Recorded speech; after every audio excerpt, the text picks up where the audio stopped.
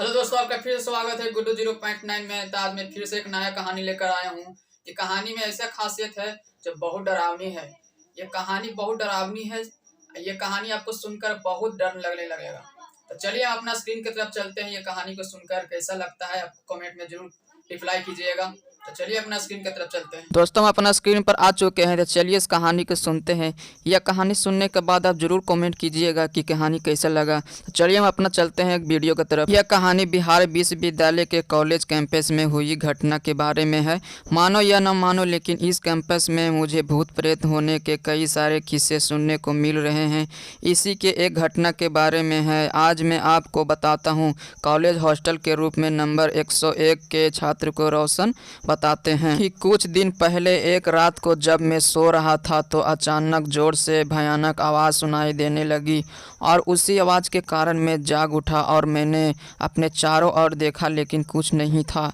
मुझे लगा कि हवा के कारण खिड़की या दरवाज़ा आवाज़ कर रहे हैं।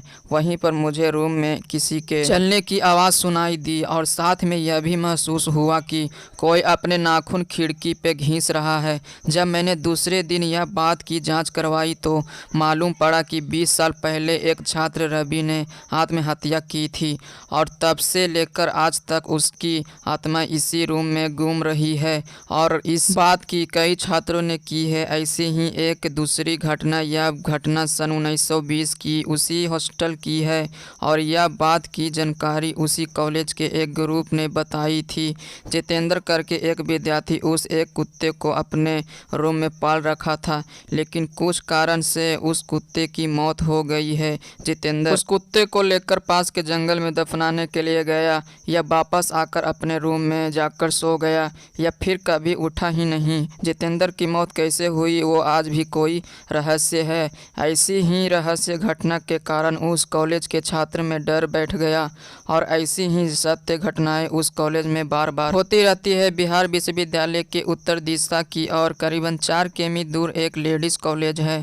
कुछ समय पहले कॉलेज की एक विद्या नीति सलोनी मजाक मजाक में आत्माओं को बुलाती है। सिक्के के जरिए वो आत्मा आ तो जाती है, लेकिन 2-3 दिन तक वो आत्मा रूम से निकलने का नाम नहीं लेती। सलोनी के कारण वो आत्मा कई छात्रों को हैरान परेशान करती है।